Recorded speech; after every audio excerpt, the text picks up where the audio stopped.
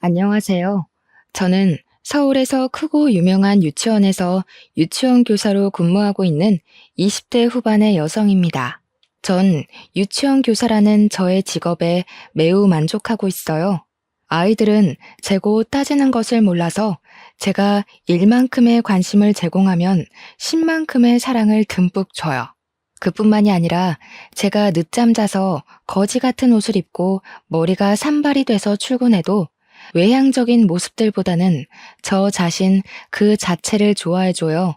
이렇게 순수하고 해맑은 아이들의 눈에서 세상을 바라보면 어려운 일이 쉽게 풀리기도 하고 힘든 일도 재미있는 일로 변하곤 하죠. 이러한 천사들과 함께 시간을 보내며 행복하게만 살던 제게 아주 기막히고 황당한 일이 벌어졌는데 제 사연 한번 들어보세요. 사실 저는 얼마 전까지만 해도 결혼을 앞둔 예비 신부였어요. 저의 예비 남편은 유아 체육 특강 강사였어요. 제가 근무하고 있는 유치원은 일주일에 한 번씩 외부에서 특강 강사가 와서 체육 특강을 해요. 우리 유치원은 체육 특강 시간이 되면 아이들도 선생님도 너무 좋아해요. 아이들은 매일 보던 선생님이 아닌 새로운 선생님과 마음껏 뛰어놀 수 있으니 좋고, 선생님들은 특강 선생님이 아이들과 신나는 시간을 보내주시니 수업에 대한 부담감이 줄어들어서 좋아요.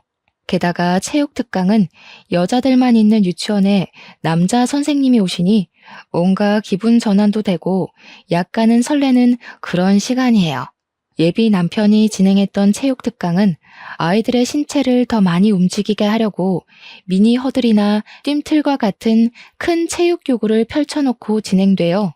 그러다 보니 수업 준비와 마무리를 하는데 시간이 꽤 많이 필요하여 막내인 제가 강사가 오면 함께 수업 준비도 하고 뒷정리도 도와주고 했었어요. 사실 저는 보조 담임이라 제가 잠시 자리를 비워도 주 담임 선생님이 아이들을 봐주실 수 있기에 저는 아이들도 보면서 유치원의 잡다한 업무들을 담당하고 있었거든요. 하루는 언제나 그래왔듯이 체육 특강을 마치고 예비 남편과 저 둘이 강당에 펼쳐진 체육 교구들을 정리하고 있었어요. 한창 정리하는데 갑자기 예비 남편이 제게 다가오더니 명함을 주었어요. 이게 뭐냐고 하니 자기 명함인데 물어볼 것이 있으니 이 번호로 전화달라고 기다리겠다고 하더라고요. 무슨 일인가 싶어 그날 퇴근하며 바로 전화했더니 아주 중요한 이야기라며 만나서 얘기하자는 거예요.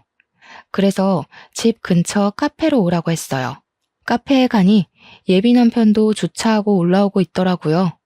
같이 카페로 들어가서 나란히 서서 주문을 하다가 힐끗 봤는데 평소처럼 운동복이 아닌 깔끔한 셔츠에 슬랙스 바지를 입고 나왔어요. 그런데 키도 크고 몸도 좋아 보이는 것이 사람이 달라 보이더라고요. 우리는 생과일 주스 2잔을 주문한 뒤 창가 자리로 앉았어요. 중요한 일이 무엇이냐고 물으니 우리 유치원 아이들 이야기만 주저리 하더라고요.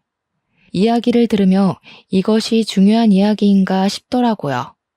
이 사람 뭐지 하는 생각이 드는 순간 갑자기 이 아이들은 종일 저랑 같이 있어서 좋겠다는 거예요.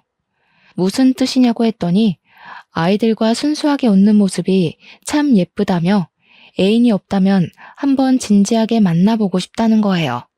이 말 하고 싶어서 이 시간에 오라고 했다고 말하는데 목소리가 미세하게 떨리더라고요. 그 당시 예비 남편의 떨리는 목소리가 저의 심장도 두근거리게 했고 우리는 그렇게 연인 사이가 되었어요. 알고 보니 예비 남편은 저와 같은 대학교 체육학과 출신이고 저보다 3살이 많더라고요. 그리고 예비 남편의 가족은 유아체육교육센터를 운영하고 있었어요. 그 센터의 센터장이 예비 시부이셨고 센터의 이사님이 바로 예비 시모였어요.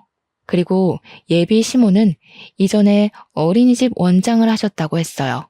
그 얘기를 듣고 정말 반가웠어요. 사실 저희 엄마는 제가 근무하고 있는 유치원의 원장님이시거든요. 뭔가 두 분이 만나면 이야기가 잘 통할 것으로 생각했어요. 그래서 우리 엄마가 유치원 원장 선생님이라고 이야기를 할까 했다가 말을 하지 않기로 했어요. 예비 남편이 우리 엄마에 대해서 그다지 궁금해하지도 않았고, 예전에 유치원에서 막 근무하기 시작할 때 원장님 딸이라는 사실을 알고 은근히 편견을 갖더라고요.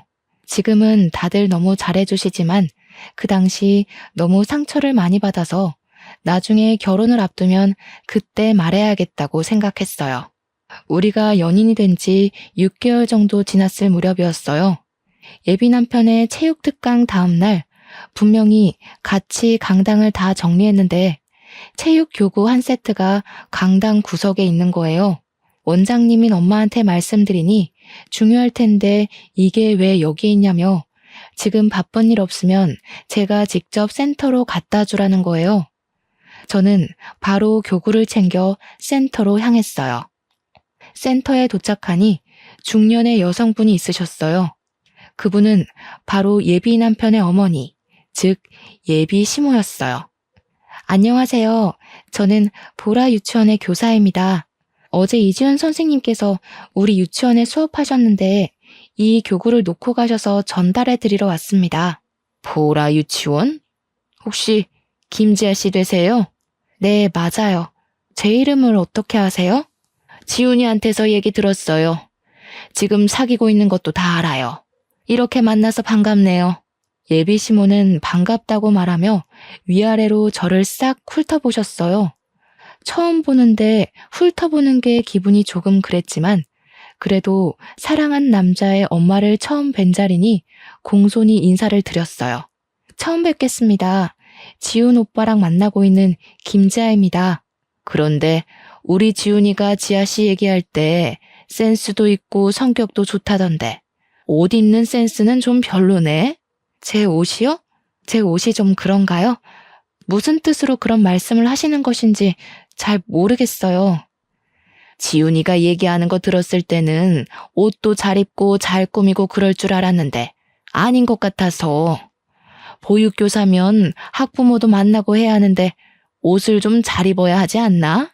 사실 제가 아직 보조교사라서 학부모를 직접 만날 일이 거의 없어요. 그리고 아무래도 아이들과 몸으로 많이 놀다 보니 저도 모르게 예쁜 옷보다는 편한 옷을 입게 되더라고요. 하긴 애들이랑 놀려면 편한 옷이 좋긴 하지. 아무튼 이거 교구 직접 갖다 줘서 고마워요. 센터에서 인사하고 나오는데 처음 보는 자리에서 예비 시모가 제가 입은 옷에 대해 이러쿵저러쿵 얘기하는 것에 대해 기분이 썩 좋지 않더라고요. 이날 퇴근길에 예비 남편에게 전화를 걸어 오늘 예비 시모를 만난 이야기를 했어요. 나 오늘 오빠 회사에 가서 어머니 뵀어. 진짜? 우리 엄마 봤어? 어땠어? 솔직히 조금 그랬어. 내 옷이 별로라고 하시더라고. 뭐 사실 유치원 출근할 때 옷을 편하게 입긴 해. 그런데 처음 보는데 옷 입는 센스가 없다고 하시는데 기분이 좋지는 않더라고. 대놓고 그런 얘기를 했다고? 설마 다른 얘기했는데 네가 너무 예민하게 받아들인 거 아니야? 아니야, 진짜 그렇게 얘기하셨어. 그래? 사실 엄마가 좀 말을 툭툭 내뱉으시기는 해. 그런데 말만 그러지 마음은 안 그러셔. 게다가 옛날에 어린이집 원장님도 하셔서 보육교사들의 마음 누구보다 잘 아셔. 너무 속상해하지 마. 예비 남편과 통화를 하고 나서도 기분이 영 그랬어요. 사실 제가 이런 이야기를 하면 예비 남편은 당연히 제 편을 들어줄 줄 알았거든요. 그런데 제 편을 들어주기는커녕 우리 엄마가 그런 얘기를 할 뿐이 아니라며 엄마 편을 드는데 기분이 좋지는 않더라고요.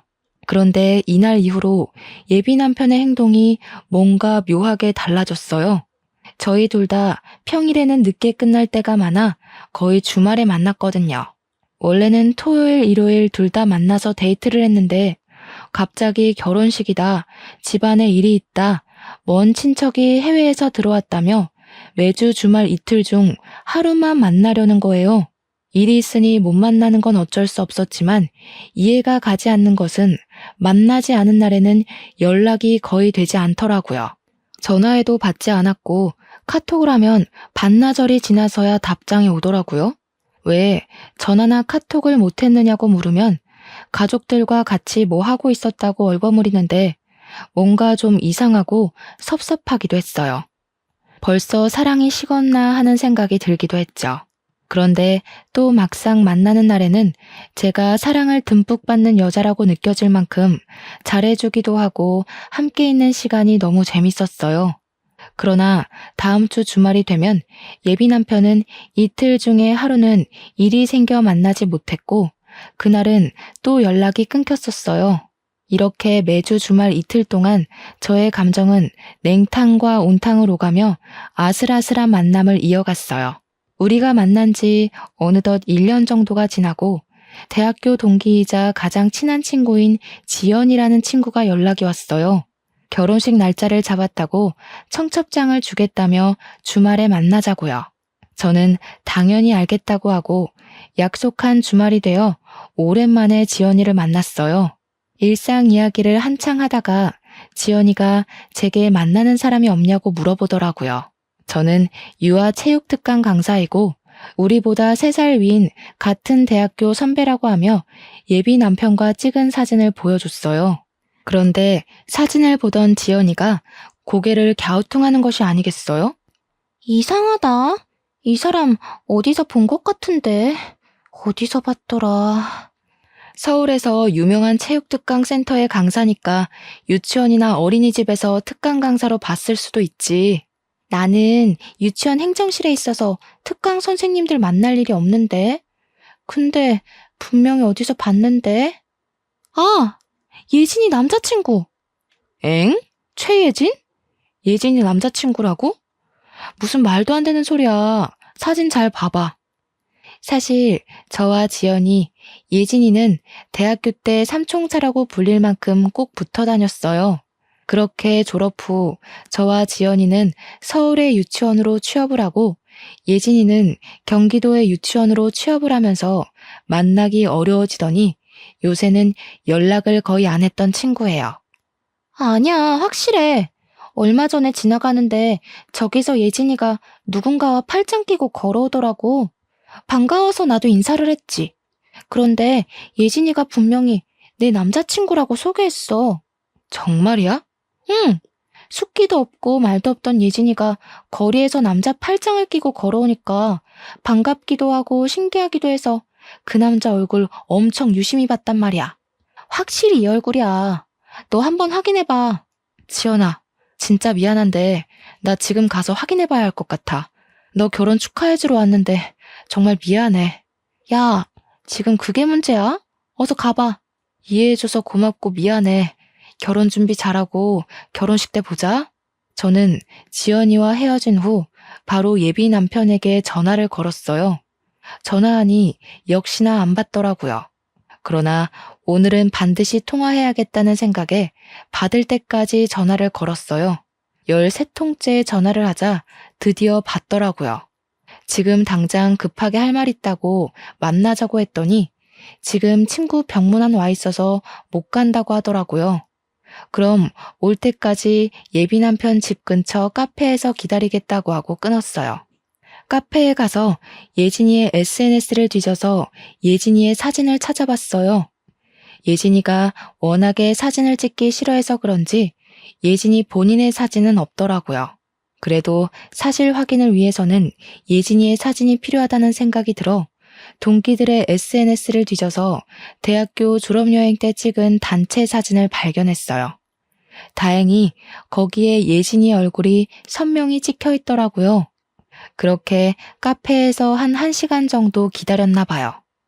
카페 문이 열리더니 예비 남편이 화가 난 표정으로 오더라고요. 무슨 급한 일인데 이렇게 불러내. 퉁명스럽게 말하는 예비 남편에게 저는 예진이의 얼굴만 크게 확대해서 보여줬어요. 예비 남편은 매우 당황하는 표정을 짓더라고요. 오빠, 얘 알아? 얘? 얘가 누군데? 나 몰라. 예비 남편은 말로는 모른다고 했지만 불안해하는 표정을 보니 아는 것 같았어요. 정말 모른다고? 내가 예진이를 어떻게 알아? 예진이?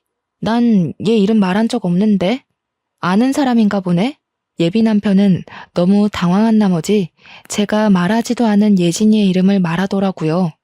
예비 남편은 뭔가 아차 싶었는지 아무 말도 못하고 고개만 푹 숙이고 있었어요. 나 오늘 대학교 친구를 봤는데 내가 만나는 사람 있다고 오빠 사진을 보여줬어. 그런데 친구가 하는 말이 예진이가 오빠랑 팔짱을 끼고 가는 것을 봤다는 거야. 이거 어떻게 된 거야? 그게 그러니까 어떻게 예진이를 알고 왜 팔짱을 끼고 다녔는지 우물쭈물하지 말고 솔직히 말해봐. 사실 예진이가 소망유치원 선생님이잖아. 그 소망유치원은 우리 엄마의 지인이 원장님으로 계시는 곳이거든. 예진이가 근무하는 유치원도 알아? 참나. 일단 들어봐. 소망유치원 원장님이 우리 엄마한테 전화해서 자기 원에 너무 좋은 보육교사 있다고 한번 만나보라고 하시더라고. 우리 엄마는 또 그 말에 거절 못하고 한번 나가보라고 해서 몇 번 밥만 먹었어. 뭐? 그럼 어머니한테 지금 나랑 만나고 있으니 안 나가겠다고 말씀드리면 되잖아. 얘기했지. 근데 엄마는 그래도 지인이 생각해서 소개해준다는데 안 나가면 예의가 아니라며 지아랑 결혼한 것도 아니고 한번 나가서 밥만 먹고 오라고 그러더라고. 엄마의 체면도 있고 해서 쉽게 거절할 수가 없었어. 그래? 그럼 100번 양보해서 예진이랑 처음에는 그렇게 밥 먹었다고 쳐. 그럼 식사 자리에서 예진이한테 만나고 있는 사람이 있는데 이러한 상황이라서 어쩔 수 없이 나왔다고 얘기하고 그 뒤로 안 만났으면 되잖아. 왜 굳이 팔짱까지 낀 거야? 처음엔 밥만 먹고 헤어졌지. 그런데 자꾸 만나자고 연락이 오더라고. 그런데 매몰차게 못 만나겠다고 할 수 없었던 게 소망유치원 원장님이 경기도권 유치원에 우리 회사 체육특강을 많이 소개해 주셨거든. 그래서 요즘에 경기도권 유치원에서 특강을 해달라고 많이 오고 한단 말이야. 이런 상황에서 거절하면 우리 회사도 조금 곤란해질 것 같아서 그래서 예진이랑 더 만나고 팔짱까지 끼고 걸어 다니셨겠다? 팔짱은 걔가 일방적으로 낀 거야. 나는 마음에도 없었다고. 기가 막혀서 정말 말이 다 안 나온다. 어찌됐든 내가 다 잘못했어. 엄마가 만나보라고 했을 때 딱 거절했어야 했는데 내가 센터 생각하고 엄마 생각하다 보니까 이렇게 됐어. 정말 미안해. 솔직히 예비 남편의 말이 다 변명처럼 들렸어요. 이쯤에서 그냥 헤어질까 생각도 했지만 또 막상 헤어질 생각을 하니 너무 슬프더라고요. 예비 남편이 좋아서 만난 것도 아니고 엄마와 센터를 생각해서 어쩔 수 없이 만났다니 이번 한 번은 눈 감아주기로 했어요. 아주 사랑에 눈이 멀었던 것이죠. 상황 들어보니까 오빠도 어쩔 수 없었겠네. 이번에는 그냥 넘어갈게. 그런데 앞으로는 예진이 절대 만나지 마. 예진이한테도 상황 잘 얘기하고 정리해. 알겠어? 알겠어. 예진이한테 바로 얘기하고 상황 정리할게. 정말 미안해. 그날 후로 예비 남편은 제게 많이 미안했는지 저에게 정말 잘해줬어요. 막말로 제가 죽으라고 하면 죽는 신용까지 할 기세였어요.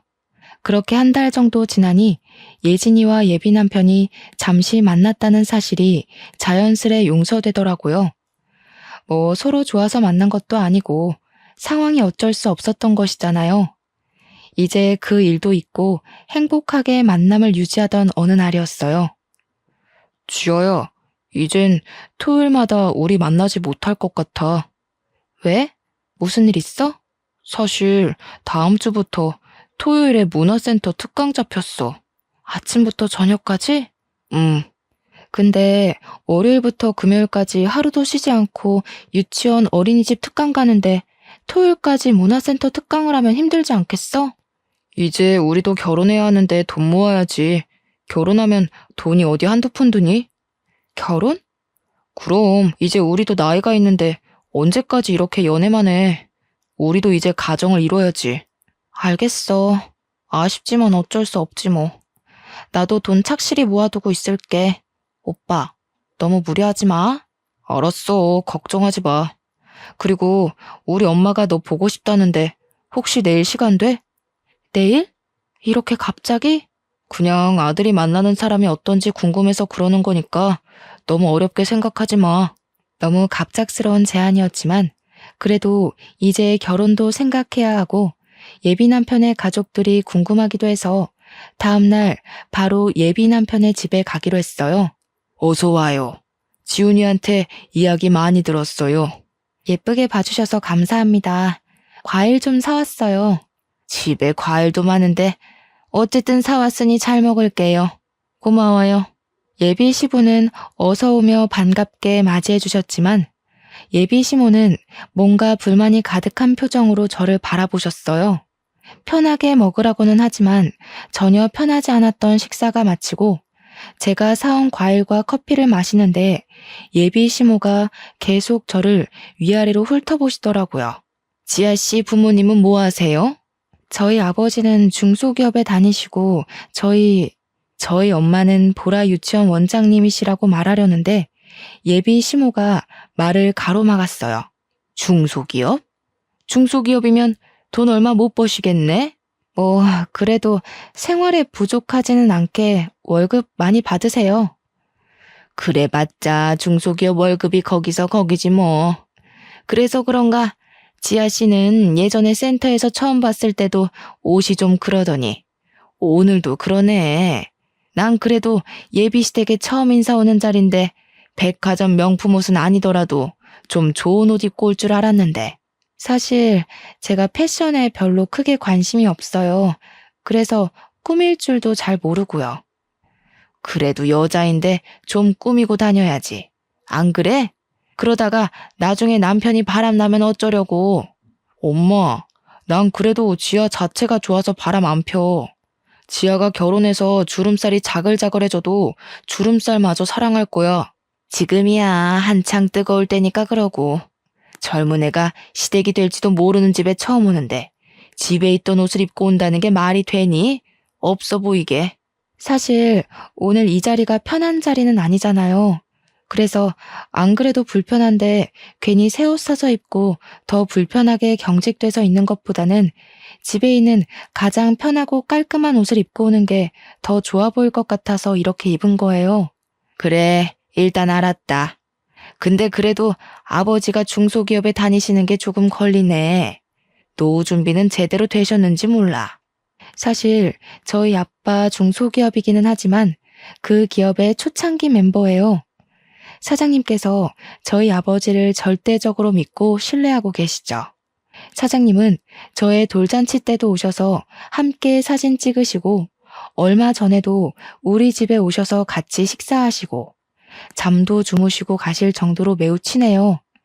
그래서인지 월급도 항상 두둑히 챙겨주셔서 지금은 어지간한 대기업 이사만큼 월급을 받으세요. 저희 엄마가 운영하는 유치원은 정원이 300명이나 되고 이 동네에서 가장 크고 유명해요. 투명하고 정직한 운영으로 입소문이 자자해서 아기가 태어날 때부터 대기를 걸어놔야지 4살 때 겨우 입학할 수 있을 정도예요. 그러니 저희 엄마 역시 어지간한 중소기업 사장님만큼의 돈을 벌고 계세요. 첫 만남에 이런 이야기 주저리 하기 그래서 간단하게 얘기한 것뿐인데 중소기업이라는 말만 듣고 우리 집은 경제적으로 많이 부족한 것처럼 말씀하시니 기분이 좋지 않더라고요. 솔직히 가정 형편도 그렇고 너 옷 입는 것도 그렇고 완전히 내 마음에 쏙 들지는 않지만 우리 아들이 널 너무 좋아하고 없으면 못 살겠다니까 결혼은 허락하마. 그런데 우리 집 뭐 하는 집인 줄은 알지? 네, 이 동네에서 유명한 유아체육특강 전문센터를 알고 있어요. 그래, 우리 집 엄청 오래되고 유명하지. 또 우리 친척들도 아주 잘 나간단다. 친척들 대부분이 의사, 변호사, 교사, 흔히 말하는 사자 들어가는 직업이야. 아, 잠깐만. 예비 시모는 이렇게 말하고는 안방으로 들어가셨어요. 저는 예비 시모가 왜 이런 이야기를 이렇게 하시나 의아했어요.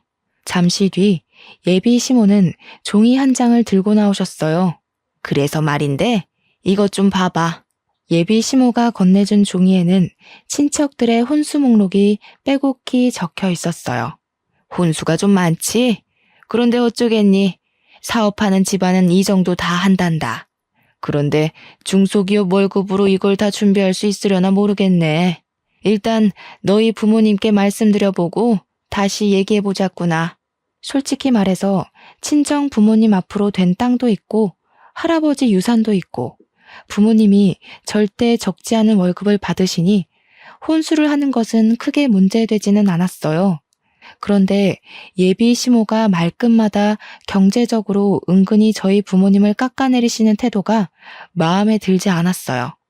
저희 엄마는 아무리 어린 사람을 만나도 꼬박꼬박 존댓말을 쓰시고 학부모님들이 매일 씻지 않고 잠옷 차림으로 아이들을 맡기러 오셔도 거기에 대해서 아무 말도 하시지 않거든요. 오히려 선생님들이 뒤에서 수군대면 함부로 겉모습을 판단하는 것 아니라며 크게 혼내셨어요. 그런 엄마 밑에서 자라서 그런지 예비 시모의 말투며 행동이 정말 마음에 들지 않았어요. 그래도 실은 내색하지 않고 표정 관리 잘하며 무사히 예비 시댁과의 첫 식사 자리를 마쳤어요. 예비 남편은 저를 데려다 준다고 차에 타라고 했어요. 우리 집에 처음 온 소감이 어때? 기분 상하지 말고 들어. 솔직히 기분이 좋지는 않아. 옷 입는 것으로 뭐라고 하셔서? 우리 엄마가 어린이집 원장님이었잖아. 아무래도 여자들이 많은 직업이다 보니까 옷 입는 그것에 관해 관심이 좀 많으셔서 그래.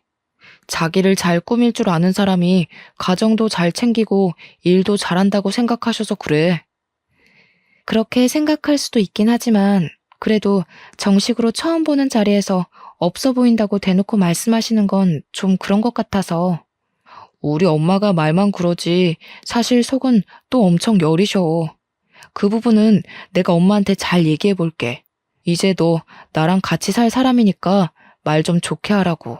그리고 또 말이야. 또? 혼수 말이야. 이거 진짜 다 해야 하는 거야? 우리 엄마 생각은 우리가 지불해가니까 이 정도는 받아야 한다고 생각하셔. 요새 집값이 좀 비싸니? 살만하다 싶으면 거의 10억 가까이 되는데. 그래서 그런 거야. 왜? 많이 부담돼? 솔직히 너무 과한 것 같아서. 요새도 이렇게 친척들까지 다 챙기나 해서. 하긴 솔직히 혼수 비용이 부담되기는 하지. 일단 그 부분은 내가 엄마한테 다시 말해볼게. 아마 엄마도 정말 다 해오라고 말씀하신 건 아닐 거야. 분명히 나한테는 여자만 데리고 오면 혼수고 뭐고 아무것도 필요 없다고 하셨거든. 그래, 알았어. 오빠만 믿어. 내가 다 해결할게. 예비 시모의 말투와 표정은 좀 그랬지만 예비 남편이 듬직하게 제 편이 되어주니 앞으로 무슨 일이 있어도 다 해결해 나갈 수 있을 것 같았어요. 예비 남편의 차를 타고 집 앞에 도착하니 친정 부모님이 나와 계셨어요. 친정 부모님과 예비 남편은 간단한 인사를 나눈 후 다음에 만나기로 약속했어요. 집에 들어오니 친정 부모님은 오늘 예비 시댁에서 어땠는지 물으시더라고요. 저는 혼수에 관해 이야기할까 하다가 예비 남편이 한 말이 생각나 그냥 얘기하지 않고 반겨주시고 잘해주셨다고만 했어요. 그래도 뭔가 예비 시모가 저를 마음에 들지 않는 것 같아 속이 상하더라고요. 저는 집 앞 마트에 간다고 하고 나와 대학교 동창이자 옆 동네 무지개 유치원의 교사인 은지에게 전화했어요. 은지는 늦은 시간에 잔뜩 가라앉은 목소리로 전화를 하니 무슨 일이 있냐고 물어보더라고요. 저는 은지에게 예비 시댁에 가서 오늘 있었던 일을 다 이야기했어요. 야, 넌 근데 없어 보인다는 소리까지 들었는데 결혼하고 싶어? 난 오빠랑 같이 살지 오빠네 엄마랑 사는 게 아니잖아. 아주 사랑의 눈이 멀었구먼. 콧대 높던 우리 지아 마음 훔친 그 오빠 얼굴 좀 한번 보자. 사진 없어? 있지. 지금 사진 보낸다. 저는 사진을 보내달라는 은지에게 바로 사진을 보냈어요. 그런데 사진을 본 은지가 이상한 소리를 하더라고요. 진짜 만나는 사람이 이 사람이야? 왜? 이 사람 체육 특강을 하는 사람 아니야? 맞아. 알아? 지아야, 놀라지 말고 들어. 이 사람 우리 유치원에서도 유아 체육 특강을 하거든? 아, 일단 너 우리 유치원에 김고은 선생님 저번에 유치원 단체 행사 때 본 적 있지? 기억나? 그 우리랑 동갑이고 머리 길고 예쁘장하게 생긴 선생님? 맞아. 고은 선생님이 자기 애인 생겼다고 하면서 사진 보여줬는데 이 사람이었어. 확실해? 우리가 이 선생님 특강을 얼마나 오래 했는데 설마 얼굴을 모르겠니? 그래서 우리 원에서 특강 선생님이랑 눈 맞았다고 얼마나 놀려댔는데. 저는 은지의 말에 손이 덜덜 떨리고 심장이 벌렁거려서 그 자리에 주저앉았어요. 지아야, 괜찮아? 응, 괜찮아. 근데 정말 충격이네. 네가 결혼을 생각하고 만난다길래 얘기했어. 충격적이겠지만 한번 잘 알아봐. 너만 괜찮다면 고은 선생님한테 내가 이야기할 테니까 한번 만나보고. 저는 이 상황이 너무 기막히고 황당했어요. 예비 남편은 이미 다른 여자를 만난 전적이 있는 사람이잖아요. 그때는 분명히 엄마의 체면과 센터를 생각해서 어쩔 수 없이 만났다고는 했지만 정말 그런 것인지 아니면 본인이 원해서 만난 것인지 하는 의심이 생기더라고요. 그 일 후로 갑자기 문화센터 특강을 잡은 것도 뭔가 수상쩍고요. 저는 저와 김고은 선생님 그리고 예진이 셋이서 만나 정확한 상황을 확인해 봐야겠다고 생각했어요. 은지에게 다시 전화를 걸어 김고은 선생님 전화번호를 알아낸 후 다음날 셋이 카페에서 보기로 약속을 잡았어요. 제가 먼저 이지훈이라는 유아체육 강사를 아느냐고 물어봤어요. 그랬더니 예진이는 이 사람이랑 결혼하려고 얼마 전에 상견례를 하고 결혼식 날짜를 잡았고 김고은 선생님은 어제 만나서 결혼하자고 약속을 했다고 하고요. 그 이야기를 듣고 저는 어제 지훈이 오빠 집에 다녀오고 상견례 날짜를 잡았다고 하니 예진이와 김고은 선생님이 깜짝 놀라더라고요. 예진아, 혹시 너한테도 그 엄마라는 사람이 혼수 목록 쫙 뽑아서 줬어?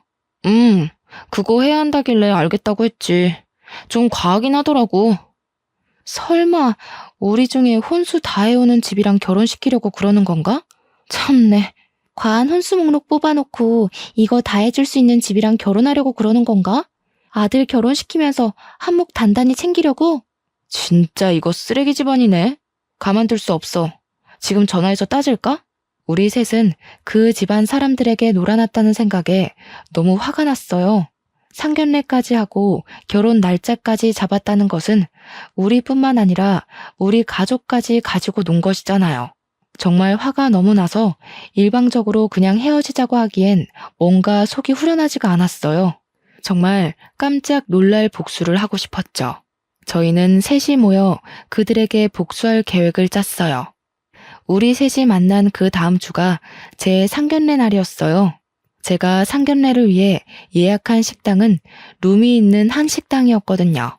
원래는 단독 룸으로 예약했는데 가운데에 미닫이 문이 있는 장소로 예약을 변경했어요. 즉, 가운데 문을 열면 대규모 룸이 되고 가운데 문을 닫으면 2개의 룸이 되는 곳이었죠. 그곳에서 한쪽에는 제가 상견례를 하고 다른 쪽에는 예진이와 예진이 부모님, 고은이가 다 대기를 하고 있다가 결정적인 순간에 다 같이 나와 이 사람들을 놀라게 하며 복수하기로 했어요. 그날 복수할 계획을 철저히 세운 후 집에 들어와 부모님께 사실 예비 시댁은 이런 사람들이었고 나는 이 사람과 결혼을 못할 것 같다고 파혼하겠다고 했어요. 그리고 우리의 복수 계획을 낱낱이 말씀드렸죠. 부모님은 처음에는 굳이 이렇게까지 일을 벌여야겠냐며 사람 일은 나중에 어떻게 될지 모르니 그냥 조용히 헤어지라고 하셨어요.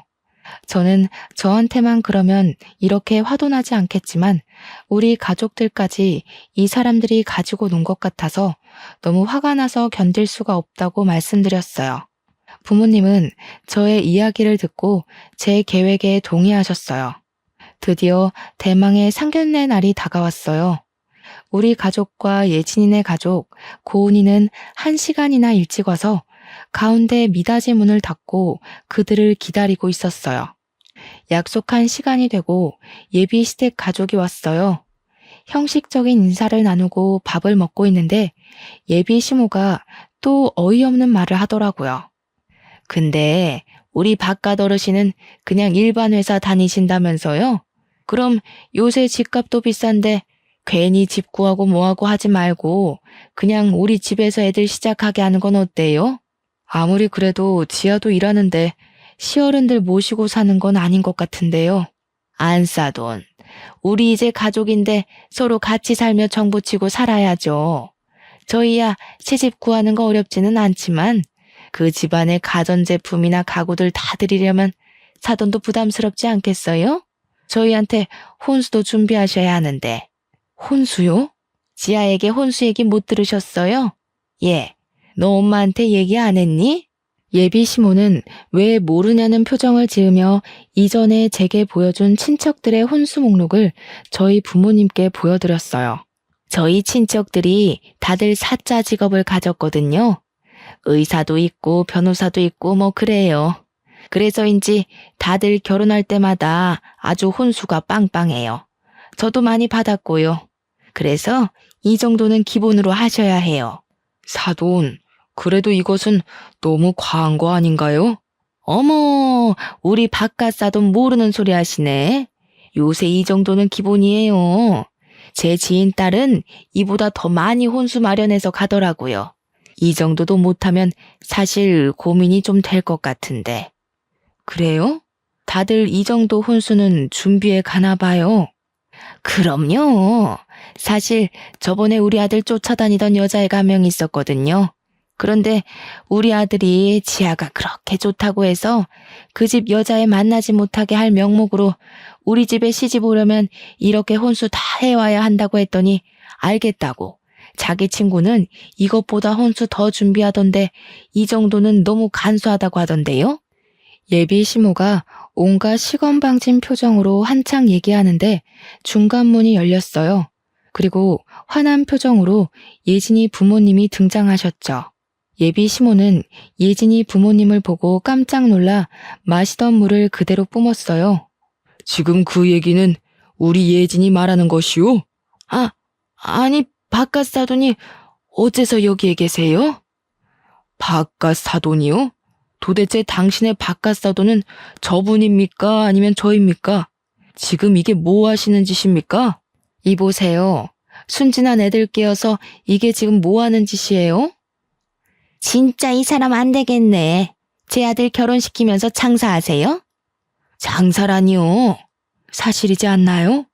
아들 결혼시킨다는 명목으로 이 집 저 집 부모들 만나며 어느 집에서 돈을 더 많이 뜯어낼 수 있는지 저울질하고 있었던 것 아닌가요? 아니에요. 무슨 그런 섭섭한 말씀을 하세요. 저 나름 사명감 가지고 어린이집 원장까지 했던 사람입니다. 제가 설마 그랬겠어요? 그게 아니면 뭔데요? 저는 제 딸 이 집으로 시집 못 보내니까 그런 줄 아세요. 애들 결혼 없었던 일로 합시다. 저도 예진이 이 집 못 보냅니다. 결혼 다 없던 일로 해요. 그러시지들 말고 잠깐 제 얘기 좀 들어보세요. 무슨 얘기요? 이 상황에서 할 얘기가 더 남았나요? 저는 할 얘기 없습니다. 같이 얘기하는 시간도 아깝네요. 지금 당신 머리털 다 뽑아버리고 싶은 거 꾹 참고 있으니까 더는 붙잡지 마세요. 예진이 부모님은 예진이의 손을 잡아 끌고 그 자리를 나왔어요. 저와 저희 부모님도 그 뒤를 따라 식당을 나왔죠. 집으로 돌아오며 이상한 남자 만나서 부모님께 겪지 않아도 될 일을 겪게 만든 것 같아서 죄송하다고 했어요. 부모님은 결혼하고 나서 실체를 알고 이혼하는 것보다 차라리 지금 알아서 파혼으로 끝낸 게 다행이라고 하시며 그런 얘기하지 말라고 위로해 주셨어요. 폭풍이 휘몰아친 주말이 지나고 월요일이 되자마자 엄마는 체육 특강을 취소했어요. 유치원 선생님들은 예비 남편의 수업이 너무 좋았는데 왜 갑자기 취소하시냐고 너무 아쉽다고 하셨지만 저희 엄마는 별다른 말씀은 안 하시고 그냥 일이 있어서 취소한다고 하셨어요. 예비 남편은 그 뒤로 연락도 없고 그렇게 우리는 다시 볼 일이 없을 줄 알았어요. 일주일 정도가 지났을까요? 예비 남편에게 전화가 왔어요. 한 번만 만나자고요. 만나기 싫었지만 저도 남편도 비슷한 업종에서 일하니 언젠가는 다시 볼 수도 있으니 헤어질 때 깔끔하게 끝내야겠다는 생각에 만나기로 했어요. 잘 지냈니? 그동안 많이 후회했어. 정말 미안해. 미안? 됐고, 오늘 내가 이렇게 나온 이유는 깔끔하게 정리하려고 온 거야. 그러지 말고 우리 엄마도 너한테 정말 미안하다고. 혼수고 뭐고 다 필요 없고 그냥 몸만 와도 된다고 하시더라.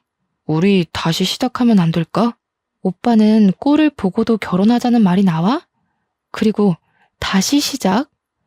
예진이랑 고은이는 어쩌고 나한테 와서 결혼을 하재. 엄마의 부탁에 어쩔 수 없이 예진이도 보고 고은이도 만났지만 항상 내 마음속에는 너뿐이었어. 진짜야. 엄마의 부탁? 오빠는 엄마가 부탁하면 결혼도 하고 이혼도 하겠다. 그치? 말도 안 되는 소리 하지 말고 난 간다. 우리 이제 2번 다시 보지 말자. 이렇게 저와 예비 남편은 헤어졌어요. 이제 정말 이대로 끝인 줄로만 알았어요. 저는 다시 예전처럼 저만 바라봐주는 아이들을 보며 마음의 상처를 치유하고 있었죠. 그렇게 며칠이 지났는데 유치원에 올 사람이 없는데 유치원에 벨이 울리더라고요. 저와 엄마가 인터폰을 보니 어떻게 알았는지 예비 시모가 있는 것이 아니겠어요? 엄마는 더는 할 말도 없고 지금 수업 중이니 가시라고 했어요. 그런데 나올 때까지 기다리겠다는 거예요. 솔직히 학부모들이 이 모습을 보면 곤란할 것 같아 저와 엄마는 일단 나갔어요. 무슨 일이시죠? 지금 아이들 있으니 오랫동안 얘기 못해요. 예, 그러시죠. 본론만 바로 말씀드릴게요. 사실 우리 센터가 여기 유치원과 계약이 안 되면 수익이 전혀 나지가 않아요. 아시잖아요. 특강을 하는 업체들은 유치원이 계약 해지되면 그 길로 먹고 살 방법이 없는 거. 그래서 아들이 유치원과 좋은 관계 유지해서 센터 좀 잘 운영해보고자 하는 욕심에 그랬던 거예요. 아무리 그래도 그렇지 사람 마음 가지고 그런 장난을 칩니까? 다 부족한 이 어미 탓입니다. 부디 노여움 푸시고 다 제 탓하시고 우리 아들과 지아 결혼시키면 안 될까요? 사실 저는 지아가 얘기 안 해서 우리 안사돈이 이렇게 좋은 유치원 원장님이신지도 몰랐네요. 정말 죄송해요, 안사돈. 안사돈이요? 정말 염치도 없고 경우도 없으시네요. 이게 사과로 어디 끝날 일인가요? 예비 시모는 완강하게 반대하는 엄마 앞에서 갑자기 무릎을 꿇었어요. 아니, 이게 지금 뭐 하시는 거예요? 당장 일어나세요. 안사돈, 아니, 원장님. 제가 이렇게 무릎 꿇고 싹싹 빌게요. 제가 다 잘못했어요. 제 탓입니다. 순전히 제 욕심에 여기 있는 김지아 선생님, 최혜진 선생님, 김고은 선생님께 죽을 죄를 지었네요. 죄송합니다. 이보세요. 사람들 다 보는데 일어나세요. 그리고 정말 죄송하면 이렇게 사과할 것이 아니라 평생 제 눈에서 보이지 않는 것이에요. 저는 이렇게라도 보고 싶지 않아요. 그땐 제가 잠시 미쳤었나 봅니다. 사실 제 아들의 바람길을 알고 3명의 유치원 선생님을 만난다고 했을 때 처음에는 반대했어요.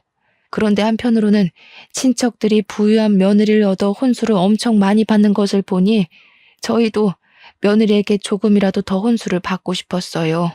물론 유치원과의 관계도 더 좋게 유지하고 싶었고요. 그래서 제 욕심에 3명의 선생님 다 만나보고 가장 우리에게 이익이 되는 집안으로 정하자고 했었어요. 제가 정말 미쳤었나 봐요. 죄송해요. 정말 더는 못 듣겠네요. 제발 가세요. 이제 조금 있으면 하원 시간이라 학부모님들 오십니다. 계속 이러고 계시면 경찰 부를 거예요. 한참을 무릎 꿇고 싹싹 빌던 예비 시모는 제가 정말 경찰을 부르는 신용을 하자 그제야 가셨어요. 이것이 예비 시모의 마지막 모습이었네요. 이 일이 있고 며칠 뒤에 유치원 선생님께서 이거 원장 선생님과 저 아니냐며 동영상을 보여주셨어요. 보니까 우리 유치원 앞에서 엄마와 저 그리고 예비 시모가 함께 있던 날의 모습이 찍힌 영상이었어요.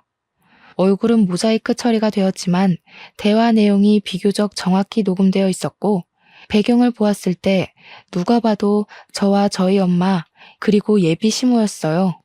이걸 어디서 보셨냐고 물으니 그날 예비 시모가 무릎 꿇고 난리를 칠 때 지나가던 누군가가 찍어서 인터넷에 올린 거예요. 이 영상은 유명 유아체육 강사의 사생활이라는 제목으로 인터넷에 삽시간에 퍼졌죠. 맘카페에서도 난리가 났어요. 아이들을 가르친다는 특강 강사가 무려 3달이나 걸쳐서 파혼당한 내용까지 퍼지고 센터 이름 예비 시모와 예비 남편의 얼굴까지 예비 시댁의 신상이 탈탈 털렸어요. 맘카페 회원들은 감히 남의 가정을 파탄내는 강사에 우리 아이들을 맡길 수 없다며 예비 시댁이 운영한 센터의 특강 수업을 거부하는 사태가 벌어졌어요. 이에 유치원과 어린이집도 학부모들이 이렇게까지 결사반대를 하니 어쩔 수 없이 모두 센터와의 계약 해지를 했어요. 그래서 결국 저의 시댁이 될 뻔했던 센터는 쫄딱 망해서 문을 닫고 지금은 어디에서 뭐하고 살고 있는지도 모르는 상황이랍니다. 여기까지가 저의 파혼 이야기입니다. 이번 일을 겪으면서 겉모습으로 사람을 섣불리 판단하지 않고 모든 사람을 존중하며 사셨던 훌륭하신 부모님께 평생에 잊지 못할 상처를 드린 것 같아 너무 죄송스러울 따름이에요. 부모님께 이런 말을 하면 결혼 전에 미리 한 것이 다행이니 그런 말 하지 말라고 하시는데 그래도 여전히 큰 불효를 저지른 것 같아 죄송하네요. 저는 이제 유치원에서만큼은 저를 엄마로 생각하고 제가 어떤 옷을 입고 못생긴 표정을 지어도 저를 보며 활짝 웃어주는 순수한 보라 유치원 아이들만 바라보고 살려고요. 물론 이러다 정말 운명의 상대가 제 앞에 나타나서 결혼을 생각할지도 모르겠어요. 그러나 또다시 그런 기회가 온다 해도 지금처럼 사랑의 눈이 멀어 부모님의 가슴에 못을 박는 일은 절대 하지 않을 거라 다짐을 해봅니다. 마지막으로 항상 제 편이 되어주시고 누가 봐도 정직한 삶을 살아오신 우리 부모님 너무 사랑합니다. 그리고 언제나 나를 웃게 하는 보라 유치원 아기들아, 너희들은 내 삶의 활력소란다. 사랑해. 지금까지 저의 사연 들어주셔서 감사합니다.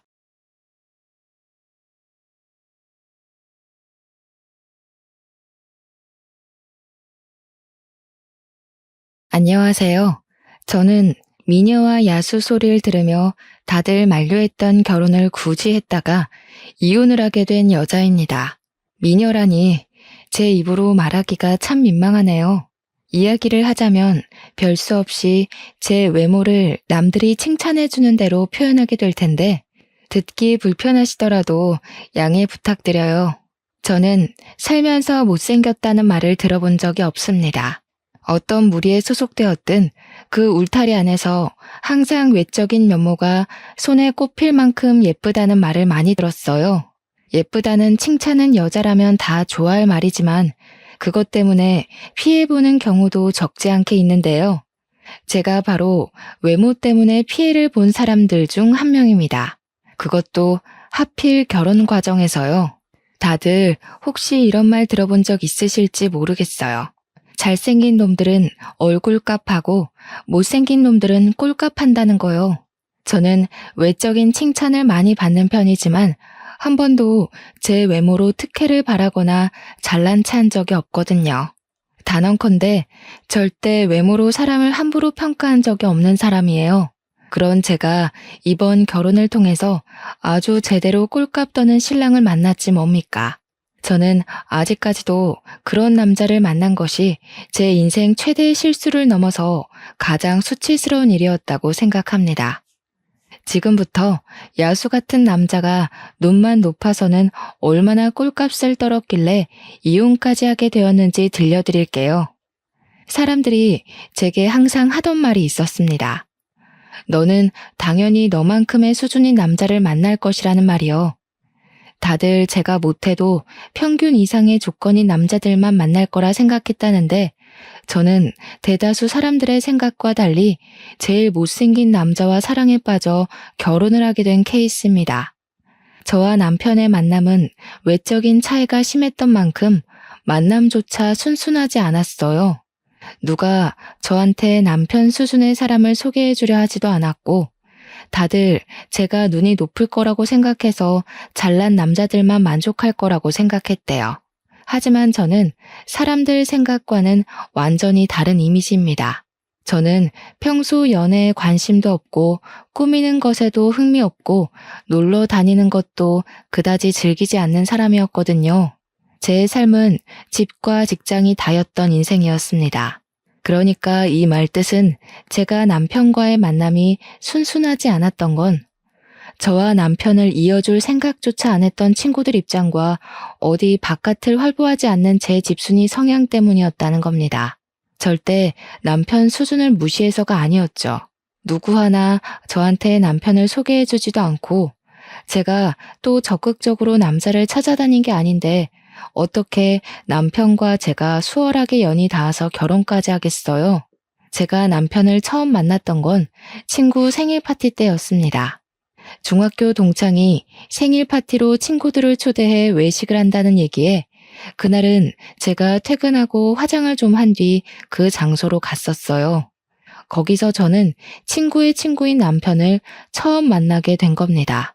잘생긴 남자들한테도 별로 설렘을 못 느끼는 제가 남편 수준의 외모가 눈에 들어올 리 없었는데요. 그래서 당시 남편이 저를 어떤 눈길로 보고 있었는지도 몰랐거든요. 그런데 며칠 뒤 친구가 저한테 기함을 하면서 말해주는 겁니다. 내가 남 평가하는 것 같아서 웬만하면 이 말까진 안 하려고 했는데 걔 너한테 관심 있다더라? 대체 그런 용기는 어디서 나오는 건지. 하여튼 조심해. 나한테 관심 있다고 하는데 왜 조심해? 날 좋게 봐준 거면 고마운 일 아닌가? 뭐 이렇든 저렇든 난 이미 관심 없어. 조심해야 돼. 걔가 못생겼는데 자존심은 무지 세거든. 애가 착하긴 해도 너를 탐낼 수준은 아니야. 네가 천배만배 아까우니까 조심하라고. 친구가 새삼스레 이상한 걱정을 해주는데 그땐 솔직히 오버스럽게만 보였고 그런 경고를 쉽게 넘겨들었습니다. 당시에는 저의 방심이 자연스러운 거였어요. 남편이 저를 찾아올 리도 없었고 솔직히 따지자면 일면식도 없는 거나 마찬가지인데 뭘 그렇게까지 주의를 주나 싶기만 했죠. 그런데 놀랍게도 제 생각은 단 2주 만에 뒤엎어졌는데요. 남편이 제 SNS를 뒤졌는지 호텔리어인 저의 직장을 알아내서 호텔 앞으로 찾아온 거 아니겠어요? 처음에는 못 알아봤는데 웬 못생긴 남자가 저한테 말을 걸길래 고객인가 싶어서 쳐다봤고 남편이 금세 신원을 밝혀주길래 알아차렸습니다. 남편이 제게 차 한잔 하자고 제안하더라고요. 저는 별 볼 일 없다고 생각해서 거절했어요. 피곤하기도 했고 연애 자체에 관심이 없었거든요. 그런데 남편이 며칠 간격으로 계속 찾아오길래 스트레스를 받기도 하면서 한편으론 좀 무서운 거 아니겠습니까? 좋게 말해도 알아듣질 못하길래 경찰에 신고할 거라고 하니까 그 뒤로는 안 나타나더라고요. 솔직히 저는 이런 경험이 한두 번이 아니었어요. 특히 고등학교 때 야간 자율학습 마치고 밤늦게 귀가를 할 때면 이런 일들이 빈번하게 일어나곤 했습니다. 그래서 남편을 거절하는 것에 대해 그리 미안한 마음도 없었어요. 저의 이런 태도는 거만이라기보단 제가 이젠 남자들의 새카만 속내를 알만한 나이이기 때문입니다. 그런데도 제가 남편과 결혼을 하게 된 건 남편한테서 계속 오는 편지 때문이었어요. 남편은 제 번호를 친구한테 들어서 알 텐데도 제 직장으로 꾸준히 편지를 보냈는데 편지에는 항상 장문의 내용이 담겨 있었습니다. 처음에는 보지도 않고 버리다가 한날 제가 인생에 대한 회의감으로 무기력한 시기가 있었습니다. 다들 한 번씩 오는 인생 슬럼프 있지 않습니까? 저도 그런 상태였어요. 그래서 마치 아침 신문을 배달받는 것처럼 오던 편지를 한번 뜯어서 읽어본 적이 있었거든요. 내용은 별거 없었습니다.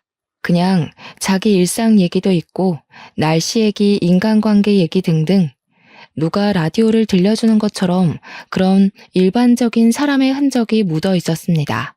거기서 제게 인상 깊었던 부분은 편지의 마지막 멘트에 항상 제 마음을 복돋아주는 명언이 하나씩 적혀 있었다는 겁니다.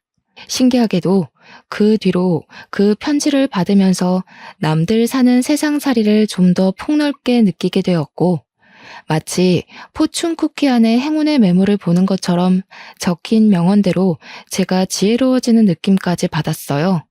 그렇게 남편이 주는 편지를 통해서 저도 모르게 자존감이 서서히 채워져 갔죠. 덕분에 슬럼프 시기도 해를 넘기지 않고 훅 지나가 버렸습니다. 그러길 1년이 지속되었을까요? 이젠 남편의 편지가 기다려지고 남편이 뭘 하고 지내는지가 궁금하더라고요. 처음으로 남편을 제대로 마주보고 앉아 대화를 나눠보고 싶다는 생각이 들었습니다. 그래서 제가 그 많은 편지를 받았음에도 불구하고 딱 한 번 답장을 보낸 적이 있었는데요. 제 전화번호와 함께 만나자는 내용을 담아서 보냈고, 그렇게 저희는 정식 만남을 갖게 된 거죠. 대화를 해보니 남편은 제가 아는 남자들 중 가장 착하고 성실하고 바보 같은 사람이었습니다. 모태솔로라고 하던데 여전히 남편의 외적인 부분은 제 타입이 아니었지만 그날따라 남편이 다르게 보이더라고요. 제가 사람 내면만 보고 완벽하게 넘어가게 될 줄은 정말 상상도 못했는데 그 길로 저는 결혼 약속까지 하게 됐습니다. 주위에서 저와 남편의 관계를 정말 많이 만류했어요. 제가 아깝다는 소리를 엄청 많이 들었습니다. 당연히 그들은 저처럼 남편의 진정한 내면을 모르니 그렇게 생각할 수도 있겠죠. 그럴 것 같아서 저는 그때마다 사람 외모만 보고 마음대로 판단 짓지 말라고 따끔하게 충고하곤 했습니다. 결혼식에선 보통 신부가 눈물을 많이 보이는데 저의 경우엔 남편이 울었어요. 항상 저를 자기한테 과분한 사람이라 대우해주고 자기가 무슨 복이 있어서 저처럼 아름다운 여자랑 결혼할 기회가 닿았는지 고맙기만 하다고 하더라고요. 제가 그땐 콩깍지가 단단히 쓰였었나 봐요. 그렇게 우는 남편이 귀여워 보였습니다. 결혼해서도 남편은 제가 친정에서도 받아보지 못했던 대접을 매일같이 해주며 공주로 대해줬습니다. 남편의 마음은 고맙지만 한편으로는 남편이 자처해서 집사 노릇을 하는 게 불편해서 제가 서로 맞춰가자고 말린 적도 있었어요. 그럼에도 남편은 자기가 좋아서 하는 거라며 제게 헌신하는 걸 끝까지 고집부리더군요. 차라리 그 정도까지 제게 노력하지 않았다면 제가 남편에게 좀 덜한 배신을 느꼈을지도 몰라요. 제 인생은 가장 행복한 기점을 딱 찍고서 그대로 수직하강하였습니다.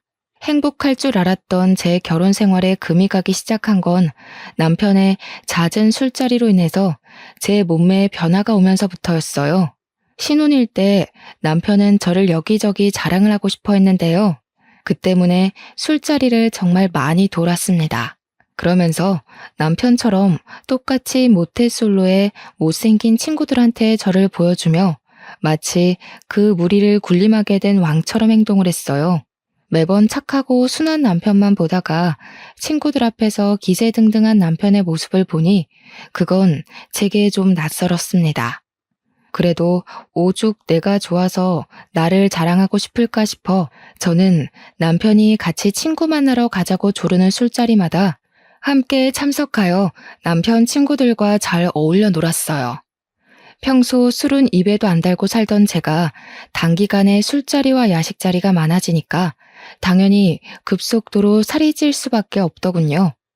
몸매를 관리해야 되는 직업이기도 하고 먹는 것에 욕심 없어 몰랐는데 살은 한 번 찌는 게 보이기 시작하면 무서운 속도로 불어난다는 걸 알았습니다. 직장 유니폼도 작아져서 2사이즈 큰 걸로 다시 주문하는 지경까지 되고 말았죠. 내 몸 내가 찌는 거 누구보다 제가 잘 알거든요. 굳이 지적해주지 않아도 알고 있고 더 불어나기 전에 관리해야 한다는 것 정도도 인지하고 있단 말이죠. 그런데 제가 황당했던 건 눈에 띄게 살이 찌자 남편이 변하기 시작했다는 겁니다. 어느 날 남편이 반바지를 입고 지나다니는 저를 보고는 뭐라고 한 줄 아십니까? 여보, 다리가 좀 튼 것 같은데? 허벅지 사이 붙는 것 좀 봐. 그러다 한순간에 뚱뚱이들 계열 타겠어. 이리 와봐. 남편은 제가 제 자신을 관리하는 것보다 더 저의 외적인 것에 간섭을 많이 했습니다. 제가 원래도 꾸미는 걸 안 좋아한다고 했잖아요. 그래서 신혼집에서도 항상 그랬던 것처럼 내추럴하게 다녔었는데요. 제가 살찌기 전에는 남편이 그마저도 예쁘다고 해주더니 살이 찌자 그때마다 제게 지적만 하는 거 아니겠습니까? 저더러 부부라고 너무 풀어지지 말자고 조언인 척 경고를 하더라니까요. 솔직히 단기간에 2사이즈나 불었는데 살이 트는 건 어쩔 수 없는 거 아닙니까? 남편 위해서 남편 친구들이랑 같이 술 마시고 야식 먹고 하다 보니까 찔 수밖에 없었던 거라고요. 그런데 남편은 그런 제 노력은 알아주지도 않고 그저 몸매만 평가를 하고 있으니 제가 서운하지 않을 수 있겠습니까? 남편이 제게 결정적으로 상처를 준 적이 있었는데요. 한 번은 남편이 저더러 임신도 안 했는데 이렇게 트면 나중에 임신해서는 몸이 더 징그러워지는 거 아니냐고 하는 거 아니겠어요? 말하는 게 좀 선 넘는 것 같은데 그만하지. 그런 말 들으면 어머님도 서운하시겠네. 임신을 하면 트는 게 당연한 거야. 그걸 징그럽다고 하면 당신은 당신이 태어난 걸 탓해야 되고 낳아준 엄마를 진작에 돌아섰어야지. 아니, 내 말은 관리하려면 할 수 있는 건데 네가 예전에 비해 나태해지니까 이런 결과를 만들어낸 게 아니냐는 거지. 뭘 또 우리 엄마 얘기까지 끌고 와. 남편은 제가 2사이즈 늘어나고부턴 저를 술자리로 부르지도 않았습니다. 너무 속 보이지 않나요? 남편이 밖에 나가서 놀기 좋아하는 사람이라는 것도 결혼하고 나서 알았어요. 결혼식 올리기 전까지만 해도 항상 제 옆에만 꼭 붙어있던 사람이라서 그렇게 바깥을 나돌아다니는 사람이라는 것도 전혀 알 턱이 없었죠. 저도 살찐 거 너무 잘 알기 때문에 제 몸매에 변화가 일어난 걸 속상하다 생각하고 있었지만 그렇다고 남편의 지적이 달가운 건 아니었습니다. 오히려 기분만 더 상해서 서운함이 커져갔고 반감까지도 들었어요. 그래서 남편과 투닥거리는 날이 훨씬 늘어갔죠. 입으로 나불거리는 지적도 신경 쓰이는데 저를 완전히 열받게 하는 남편의 행동은 또 따로 있었습니다. 제가 남편의 지적에 불만을 표했기 때문인지 남편은 이제 입이 아닌 손으로 저를 통제하기 시작했는데요. 제가 입에 뭘 놓고만 있어도 냅다 뺏어버리기 시작하더라고요. 남편의 그런 간섭은 제가 시댁에 가서 시모랑 같이 요리하다가 간 본다고 입에 넣는 것도 포함이었습니다. 남편은 계속 제가 입에다 뭘 넣나 안 넣나 지켜보고 있었나 봐요. 남편이 제 입으로 들어갈 뻔한 시식을 확 뺏어버리자 제 손에 들려있던 그릇마저 손을 벗어나게 되었는데 플라스틱이라 다행히 그릇에는 문제가 없었지만 시모 바지가 반찬을 뒤집어 썼지 뭡니까. 어머, 괜찮으세요 어머님? 바지에 간장 다 배어서 어떡해요. 제가 치울 테니까 얼른 갈아입고 오세요. 여보, 갑자기 달려들어서 뭐 하는 짓이야. 어머님께서 피해보셨잖아. 간 보는 게 살찌는데 제일 위험한 지름길이야. 찔끔찔끔 먹고 나중에 자리에 앉아서까지 먹을 거잖아. 내가 안 말렸으면 너 오늘만 한 2kg는 쪘을 거다. 좀 그만해. 우리 사이에서 일을 왜 어머님 앞에서까지 말씀드려. 당신 뭔 소리 하는지 알아들었으니까 그만 나가. 지금 어머님도 보고 계신데 민망하게. 엄마도 알아야지. 엄마가 보기에도 와이프 살 많이 쪘지? 엄마도 예쁜 며느리가 좋지 않아? 얘가 원래 마르고 예뻤잖아. 내가 너무 잘해줬는지 갑자기 이렇게 풀어졌다니까. 나중엔 생판 남이랑 사는 기분 들 것 같아. 당신이 매일 술자리 불러내서 그런 거 아니야. 당신 생각해서 나도 맞춰주려고 노력한 건데 그것 때문에 살찔 수밖에 없었던 걸 어쩌라고. 내 몸 내가 알아서 관리하겠다는데 왜 자꾸 간섭이야? 핑계대지 마. 나 때문에 살쪘다고? 그럼 나는 왜 처음이랑 지금이 똑같은데? 당신보다 술자리 많은 건 나야. 허구한 날 술 마셔도 결혼할 때랑 몸무게가 같다고. 근데 당신은 봐. 몇 달 전만 해도 나보다 체구 작았는데 지금은 나만 해줬잖아. 남편의 개소리 때문에 기가 차서 할 말을 잃고 있었는데 남편은 그 이후 더 짓거리지 못했습니다. 옆에서 저희를 지켜보고 있던 시모한테 뒤통수를 제대로 얻어맞았기 때문이었죠. 못생긴 놈이 바라는 것도 많다. 새아기 아니었으면 누가 너처럼 생긴 놈을 받아줬겠니? 새아기가 뚱뚱해져서 굴러다니더라도 너보다는 데려갈 놈 많을 거다. 가서 내 바지값이나 가져와라 이놈아. 시모가 간장 양념이 다 묻은 바지를 남편 쪽으로 털면서 남편을 주방으로 쫓아냈습니다. 상견례 때부터 알았던 사실인데 시모 성격이 참 털털하더라고요. 목소리도 좀 허스키한 편이라서 솔직히 초반에는 살짝 겁도 먹었었어요. 시모 성격이 얼마나 세면 시부도 시모 옆에선 아무 말도 못하더군요. 살다 보니 알게 된 건데 시댁의 실세는 시모였더라고요.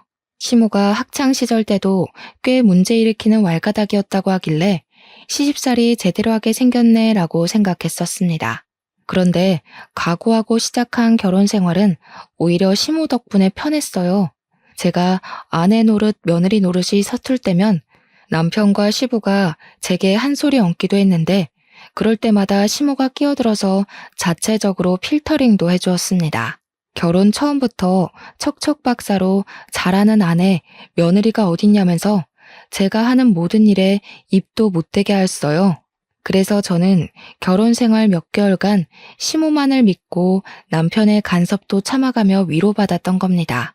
시모 말로는 남편이 외동이었던 건 시부의 외모를 닮은 사람이 또 나올까 싶어서였다고 했는데 시모가 그 말을 해줄 때 웃음을 참느라 힘들었던 기억이 나요. 실례인 거 알지만 남편 못지않게 시부 또한 잘생긴 얼굴은 아니었거든요. 남편이 시부를 아주 똑 닮았더라고요.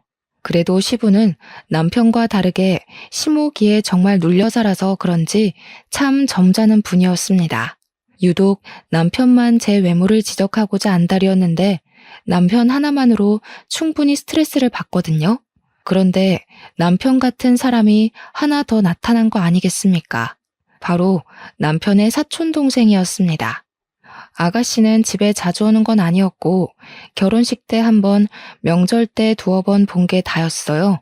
그렇게 긴 틈을 두고 마주하곤 했으니까 아가씨 눈에는 저의 변화가 더 눈에 확확 들어왔을 겁니다.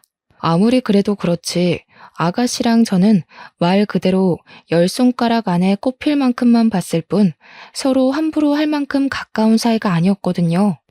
그런데 아가씨가 제 몸매를 대놓고 지적을 하더라고요. 저보다 한참 어리던데 솔직히 식구라고 해도 좀 무례한 짓 아닌가요? 아, 참고로 아가씨도 못생겼습니다. 언니, 임신도 하기 전에 살쪄서 오빠가 일할 맛이 안 나겠어요. 나중에 임신까지 하면 굴러다니는 거 아니에요? 네가 봐도 그렇지. 아무도 내 말에 동감을 안 해줘서 얼마나 억울했는데. 이참에 네가 우리 집 좀 자주 와서 내 와이프 정신 좀 차리게 해주라. 저것 봐, 다리가 완전 무다리가 됐잖아. 저게 어디 여자 다리야? 어머, 그러네. 언니, 아무리 그래도 얼굴 믿고 너무 관리 안 하는 거 아니에요? 솔직히 언니는 관리 안 할 정도로 막 예쁜 건 아니거든요. 언니 같은 얼굴은 몸매가 받쳐줬을 때 빛을 발하는 외모라 반드시 몸매가 날씬하다는 전제가 있어야 된다고요. 아가씨랑 남편은 제가 눈앞에 있기만 하면 신이 나서 저를 앞에 두고 까기 시작했는데요. 제가 한마디 하면 100% 시댁 분위기가 뒤집어질 걸 알고 있기 때문에 최대한 말을 아꼈거든요. 그런데 아가씨도 아가씨지만 남편 입이 가벼운 게 정말 꼴 보기 싫더라고요. 한 소리 해야겠다 싶을 정도로 분노가 차올랐던 게 한두 번이 아닌데 제가 한 번도 시댁을 뒤엎은 적이 없던 이유는 남편과 아가씨가 입을 놀릴 때마다 시모가 대신 나서줬기 때문입니다. 시모는 그들에게 늘 같은 소리만 반복했어요. 아주 못생긴 것들이 둘이서 말도 많다. 너희들 둘 재산을 합쳐서 설쳐봐라. 너희들은 가진 것 전부를 걸어야 그나마 보윤이랑 대등해지지 않을까 싶은데 당장 길거리에 나가도 아마 보윤이 모시고 살 사람만 줄을 섰을 거다. 시모가 남편과 아가씨에게 혀를 끌끌 차며 주제에 넘는 소리 하지 말라고 하면 거짓말처럼 둘 다 입을 싹 다물더라고요. 제가 나서서 판을 엎을 필요가 없었다는 거죠. 거기까진 시모 도움 덕분에 참을만 했어요. 그런데 웃긴 건 아가씨가 정말 저희 집에 찾아오기 시작했다는 겁니다. 아가씨는 일부러 제가 쉬는 날에만 맞춰서 찾아왔고 남편이랑 쌍으로 저의 외모를 지적하며 스트레스를 안겨주었어요. 시모 때문에 시댁에서는 저를 시원하게 까질 못했던 두 사람이 신혼집에서는 물 만난 고기처럼 펄쩍펄쩍 뛰었습니다. 여기서 누가 봐도 재수없는 건 당연히 남편이잖아요. 그 남자가 정말 저한테 헌신하고 저를 위해 살겠다고 울던 남자가 맞나 싶었어요. 남편은 그렇게 점차 얄미운 사람으로 변질되어 갔습니다. 스트레스가 2배가 되니까 제 몸에도 결국 이상이 생기더군요. 심신이 망가지니까 육신까지 기력을 잃어서 스트레스성 위경련까지 발병하고 말았습니다. 며칠간 병원 신사를 졌는데도 불구하고 이것들 하는 짓은 갈수록 더해지기만 했어요. 저도 더 이상 말대답만 해주면 안 되겠더라고요. 제 몸이 망가지니까 하늘도 저를 안쓰럽게 봐준 건지 저한테 좋은 기회를 내려준 적이 있었는데요. 언니, 저 결혼할 사람이 있는데 언니가 좀 봐주실래요? 제 남자친구가 몸매 좋은 사람이 이상형이라고 하더라고요. 혹시 제 몸만 좋아하는 건 아닌가 싶어서 영 불안한 거 있죠? 언니가 나이 좀 있으니까 저보다 남자 보는 눈이 제대로일 것 같은데 잘 좀 봐줘요. 아가씨가 결혼까지 생각하고 있다는 사람을 저한테 소개해준다고 하더라고요. 그러니까 말 그대로 아가씨는 몸매가 참 좋은 여자였어요. 아가씨가 내세울 건 내면도 아닌 몸매뿐이었죠. 제 당시 몸무게가 65kg였는데 아가씨는 50kg 초반이었던 걸로 압니다. 저한테 떳떳하게 몸무게를 자랑했어서 아주 잘 기억하고 있어요. 키는 아가씨보다 제가 좀 더 커서 사실상 제가 65kg라 하더라도 저를 잘 모르는 사람들은 항상 저더러 늘씬하다고 칭찬을 해주었습니다. 아마 자기 남자친구 봐달라고 부탁하는 것에서 아가씨 속셈은 따로 있었을 거예요. 저랑 자기 몸매를 대놓고 자기 남자친구한테 보여주면서 비교하려고 하는 의도겠죠. 너무 눈에 보이는 여우짓이었습니다. 그런 사람들 있지 않습니까? 여우짓 잘 못하는 애들. 여우짓 한 번도 안 해본 애들이 어중간하게 도화살인 척하면서 본인의 매력을 반감시키는 짓 하곤 하잖아요. 아가씨가 딱 그 짝이었어요. 제 부른 몸매를 이용해서 자기 남자친구한테 점수를 더 따려는 목적으로 부탁한 거겠죠. 그 못난 속셈이 보여서 솔직히 짜증이 났지만 저는 아주 흔쾌히 수긍을 했습니다. 하늘이 주는 복수의 기회라고 생각했어요.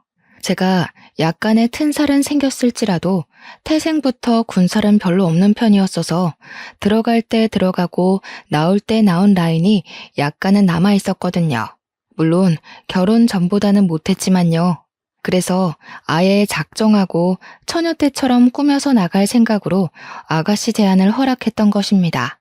눈에는 눈, 이에는 이가 얼마나 무서운지 그 어린 아가씨한테 알려주고 싶더군요. 저는 일할 때도 피부와 속눈썹 화장만 했었는데 영상을 보고 배우기까지 하며 메이크업에 힘을 줬습니다. 아가씨가 분홍빛 화장을 자주 하더라고요. 도화살인 척하면서 말입니다. 그래서 저도 분홍빛 계열로 메이크업을 했죠. 안 그리던 아이라인까지 그렸고요. 남자들이 환장한다는 기다란 흑색 생머리까지 했습니다. 복장은 당시가 여름이었는데 적당한 라인은 드러나되 살집은 가려지는 옷으로 골라서 입었고 아가씨가 부른 약속 장소로 갔어요.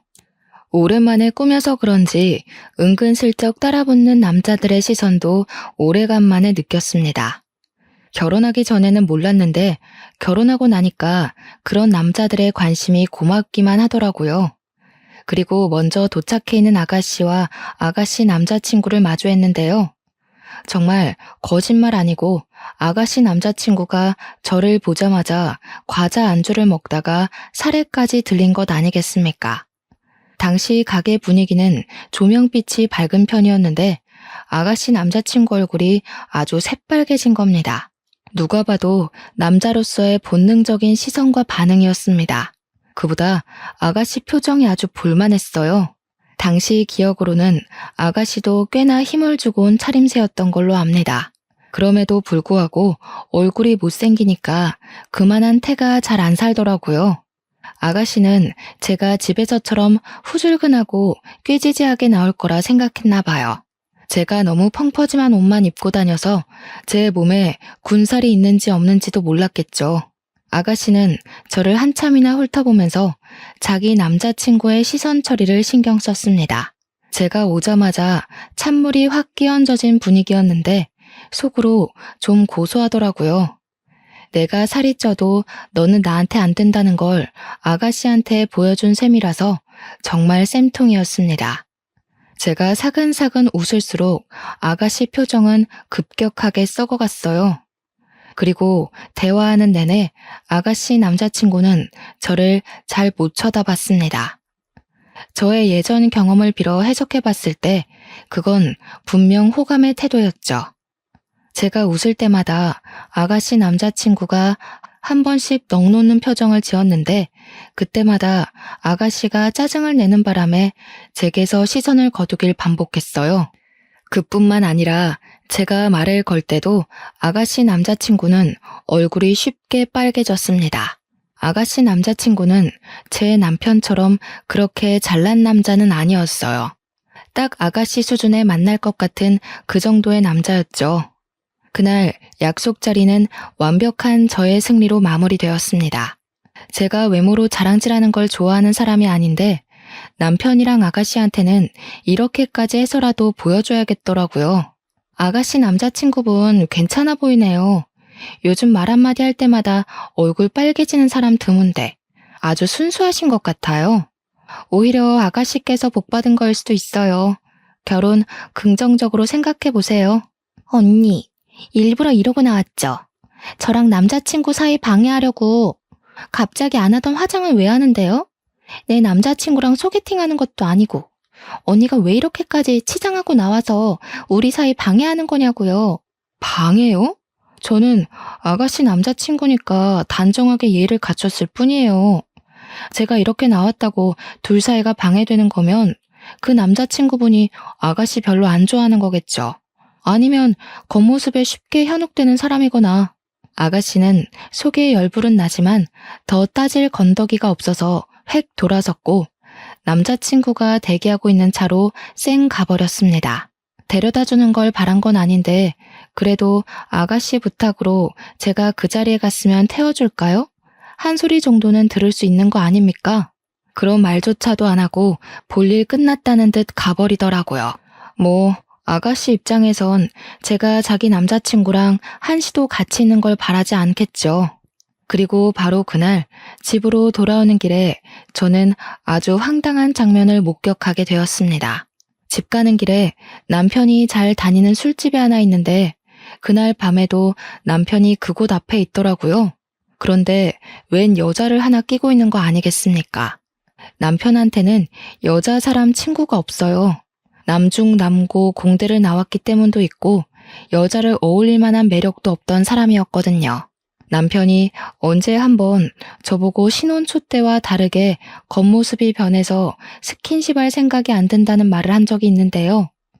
그래서 바람이라도 피기로 작정한 건가 싶더라고요. 저는 제가 남의 외모를 깎아내리며 무시하는 면이 있다는 걸 남편 덕분에 깨우쳤습니다. 남편이 여자를 끼고 동네방네 들릴 목소리로 하하거리고 있는데 순간 그 꼴을 하고도 바람 피울 용기가 있네 싶은 거 있죠. 못생긴 놈이 바람나면 진짜 더 화나는 거라고 친구한테 들은 적 있는 말인데 충분히 공감이 되었습니다. 남편 얼굴로도 바람을 피울 수 있구나, 바람에는 조건이 없구나 생각이 들더군요. 저는 남편이 웬 여자 허리를 감고 있는 모습을 카메라로 찍으면서 그곳으로 갔습니다. 제가 오랜만에 빡세게 화장을 했더니 처음엔 남편 친구들이 저를 못 알아보더라고요. 제게 길을 터주면서 가게 문까지 친히 열어주는데 그때 저와 남편의 눈이 정통으로 마주쳤습니다. 남편은 저를 보고 와 하는 눈빛으로 구경하는 것 같다가 뒤늦게 놀라서 사색이 되는데 그 몰골이 얼마나 우스웠는지 몰라요. 그리고 남편 옆에 딱 붙어있던 여자는 역시나 남편 수준에 걸맞은 같은 급의 여자였습니다. 여보? 아니, 어떻게 된 거야? 이렇게까지 차려입고 어디 갔다 오는 길인데 그보다 무슨 바람이 들어서 안 하던 치장을 다 했어? 축하해, 새 부인 맞이하게 된 거. 어머님 말대로 혼인신고 늦춘 거 너무 다행이다. 너한테 내가 너무 아깝긴 했어. 그만 이혼하자. 근데 여자분이 너무 본우는 없으시다. 고작 이렇게 생긴 남자 때문에 소송까지 당하게 생겼네요. 혼인신고 안 해도 상간녀 소송은 가능한 거 아시죠? 당시 남편 친구들은 술에 취해 있었는데 친구들이 남편 상간녀 앞에서 대놓고 상간녀와 저를 비교하며 상간녀 외모를 지적하기 시작했습니다. 남편한테 욕까지 하더라고요. 이렇게 예쁜 와이프를 두고 생기다만 여자랑 미친 짓 했다고. 넙죽 엎드려 절을 하고 살아도 모자랄 판에 왜 사서 못생긴 여자로 갈아타냐고 악담을 퍼붓더군요. 분명 방금까지 분위기가 좋았던 걸로 봤는데 순식간에 상황이 뒤바뀌어 버렸어요. 기분 나빠도 제가 나빠야 할 상황에서 오히려 상간녀가 너무 많은 지적을 당하는 바람에 여자로서 자존심이 상당히 깎였죠. 상간녀가 얼굴 벌개져선 남편을 밀치고 돌아가 버리더라고요. 상간녀야 소송해버리면 그쪽에 볼 일은 더 이상 없는 거고 저는 남편의 태도가 기분 나빴습니다. 친구들한테 따끔하게 욕을 먹으면서도 상간녀와 제 사이에서 갈피를 못 잡고 있는 거 아니겠습니까? 기분 상해서 저도 먼저 집에 돌아와 버렸는데요. 양심은 있는지 남편이 저를 급하게 뒤따라왔더라고요. 저를 붙잡더니 하는 말이 뭔 줄 아시나요? 좀 전에 있었던 불륜 현장을 변명해도 모자랄 판에 글쎄 저더러 살을 뺐냐고 묻는 거 아니겠어요? 이 와중에 그저 외적인 것만 언급하는 남편이 재수없어서 저는 들고 있던 가방으로 남편 머리통을 후려쳤습니다. 남 평가하기 전에 네 주제나 생각해. 평생 여자 못 만날 팔자 구제해줬더니 아주 꼴값을 떨고 자빠졌다. 나 너랑 이혼할 거니까 그런 줄 알아. 여보, 미안해. 나는 당연히 자기 있는 그대로가 좋아. 그런데 예쁜 거에 환장하는 건 남자로서 당연한 거니까. 자기더러 계속 살 빼면 좋겠다고 한 거야. 당신 너무 예쁜 사람인 걸 누구보다 내가 잘 아는데 결혼하고 나서는 죽어가는 꽃 같아서 그랬어. 내가 당신 자존감 높여주려고 도와준 거라고. 이러니까 모태솔로지. 넌 상대방 욕하고 단점 공격하면서 자존감을 높여주니? 내가 똑같이 해볼까? 아스팔트에 눌어붙은 껌같이 생겨가지고. 네가 돈을 잘 벌기나 해? 볼 거라곤 헌신짝처럼 애쓰는 순수한 마음밖에 없던 놈이 이젠 그마저도 사라져서 이젠 완전 볼품 없어졌네. 뭐라고? 아스팔트? 뭐? 당신 여태 나랑 살면서 그런 생각하고 있었던 거야? 내가 아무리 당신보다 못났다고 하더라도 사람은 겉모습이 다가 아니거든? 어떻게 그런 말을 할 수가 있어? 먼저 겉모습에 정신 빠져있던 게 누군데 나보고 죽어가는 꽃 같았다며? 그래, 주제도 모르고 잘도 나불거렸다. 내 주위에서 너랑 같이 사는 나더러 비 좋다고 하더라. 이혼하면 친구들이 나한테 더 능력 좋고 잘생긴 남자 소개해준다고 대기 중이야. 그런데 넌 과연 나보다 잘난 여자를 만날 수 있을까? 그럴 리가 없지. 그런 여자가 너를 왜 만나겠어? 어때? 자존감이 좀 올라가니? 남편은 제 말에 기함을 하다가도 이제 좀 저랑 살았다고 기분 나쁜 감정도 서슴지 않고 드러내더군요. 저한테 몸매 지적하면서 껍데기 변했다고 나무랄 땐 언제고 꼴에 외모 지적받으니까 기분이 상했나 보더라고요. 저보고 외모지상주의였냐고 얼굴값 하는 다른 인간들이랑 결국 똑같은 여자였냐면서 그러대요. 어쩜 자기 발자취는 돌아볼 줄을 모르는지 한심하기 짝이 없지 않습니까? 저는 제가 받았던 상처만큼 그대로 돌려줬을 뿐입니다. 세월로 따지면 당연히 제가 훨씬 손해이긴 하지만요. 남편은 저한테 외모 지적을 받아서 단단히 삐쳤습니다. 그러거나 말거나 이젠 남편이 뭘 하든 어쩌라는 건가 싶더군요. 다음날 연차를 낸 저는 시댁을 먼저 찾아가 이혼을 하겠다는 의사를 밝혔고 시부모에게 남편이 바람피웠던 정황까지 낱낱이 보여줬습니다. 가장 먼저 성화를 표한 건 역시 시모였는데요. 남편이 이혼하겠다는 저를 쫓아와 곁에서 내내 불안해하고 있었거든요. 그런데 제 얘기가 끝나자마자 시모가 당장 들고 일어나 남편의 등짝을 패는 거 아니겠습니까? 남편에겐 해명의 기회조차 주지 않았습니다. 이런 멍청한 놈, 너는 네 복을 네가 들고 찬 거다 이놈아. 네가 어디 가서 보윤이 같은 여자를 만날 수 있겠냐? 아유 속 터져. 보윤이처럼 착하고 예쁜 애가 또 어디 있다고. 내가 이런 것도 자식이라고 미역국을 먹었네. 솔직히 시모가 저를 좀 많이 예뻐해 주셨습니다.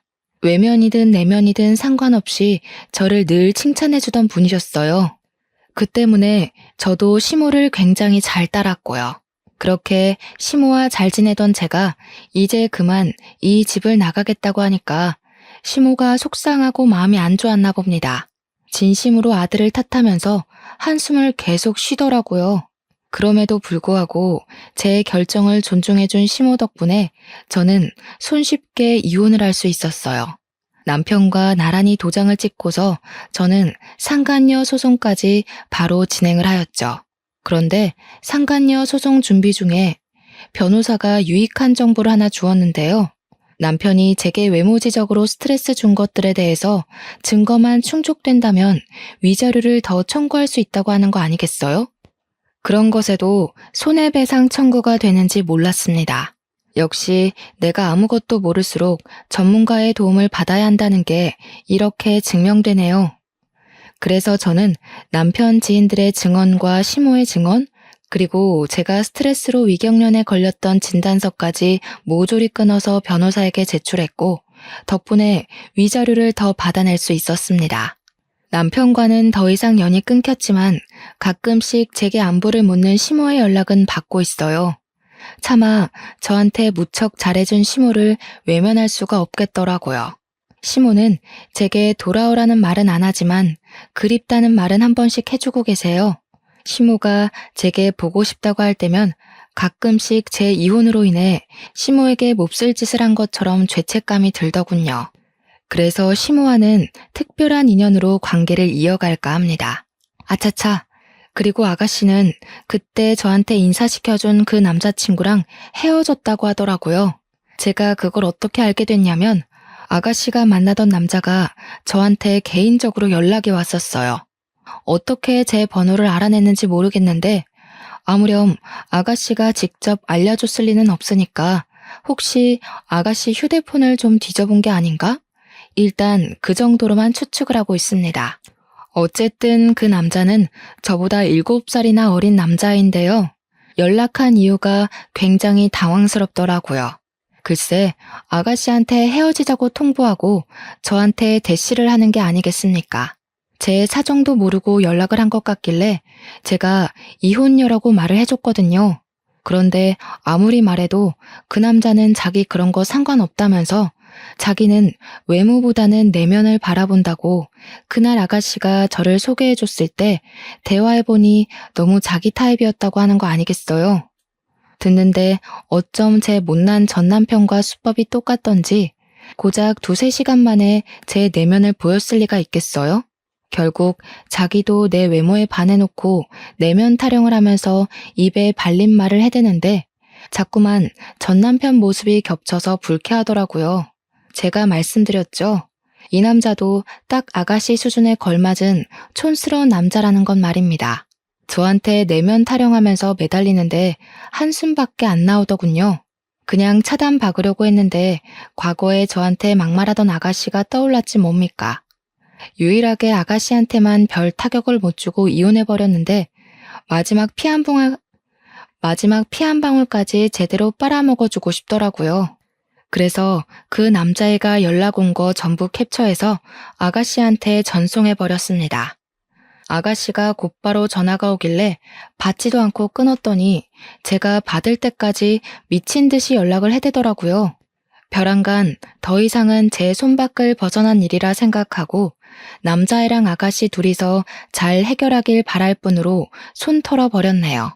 그리고 저는 현재 이혼녀지만 당당하게 살고 싶어서 다이어트를 열심히 했어요. 식사량만 줄였더니 바로 5kg가 빠져버리더군요. 이 기회에 아예 몸을 제대로 만들고 싶어서 헬스장까지 등록했고 운동하다 보니까 새로운 곳에 재미까지 들려버리고 말았죠.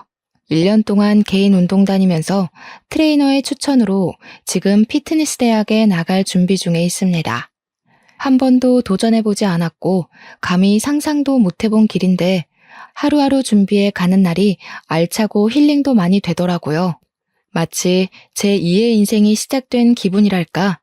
아마 제가 아이가 없었기 때문에 아무 일 없던 것처럼 싱글로 빠르게 복귀할 수 있지 않았나 싶습니다.